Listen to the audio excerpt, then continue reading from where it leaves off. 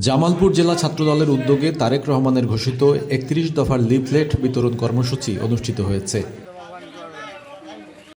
আসন্ন ত্রয়োদশ জাতীয় সংসদ নির্বাচনে জামালপুর সদর ৫ আসনে বিএনপি মনোনীত এমপি প্রার্থী অ্যাডভোকেট শাহ মোহাম্মদ ওয়ারেস আলী মামুনকে বিজয়ী করার লক্ষ্যে জামালপুর শহরের ১৪ নং সাংগঠনিক ওয়ার্ডে জামালপুর জেলা ছাত্রদলের ধানের শেষের প্রচারণা ও তারেক রহমানের ঘোষিত ৩১ দফার লিফলেট বিতরণ করা হয়।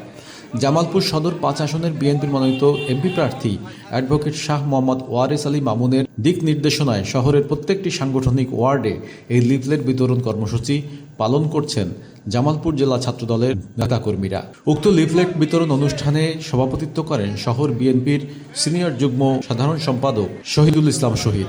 এছাড়া উপস্থিত ছিলেন ১৪ নং ওয়ার্ড বিএনপির সভাপতি নূর ইসলাম, সাধারণ সম্পাদক শাহিনুর রহমান শাহিন, সিনিয়র সহসভাপতি মুকুল মিয়া, সাবেক সরকারি আশিক মাহমুদ কলেজের যুগ্ম সাধারণ সম্পাদক, ওয়ার্ড বিএনপির যুগ্ম সাধারণ সম্পাদক রাসেল আহমেদ, যুবনেতা আব্দুর রৌফ, ওয়ার্ড ছাত্রদলের সভাপতি শাহিনুর ইসলাম শাহিন, ছাত্রনেতা সাকিব আহমেদ, মহিলা দলের নেত্রী শিউলি বেগম সহ বিএনপির সকল অঙ্গ সংগঠনের নেতৃবৃন্দ। আরও উপস্থিত ছিলেন জামালপুর জেলা ছাত্রদলের সিনিয়র সহসভাপতি শামীম আহমেদ, সিনিয়র যুগ্ম সাধারণ সম্পাদক মাহাদি হাসান রেমিন ও জেলা ছাত্রদলের নেতৃবৃন্দ সহ বিএনপির সকল অঙ্গ সংগঠনের নেতৃবৃন্দ।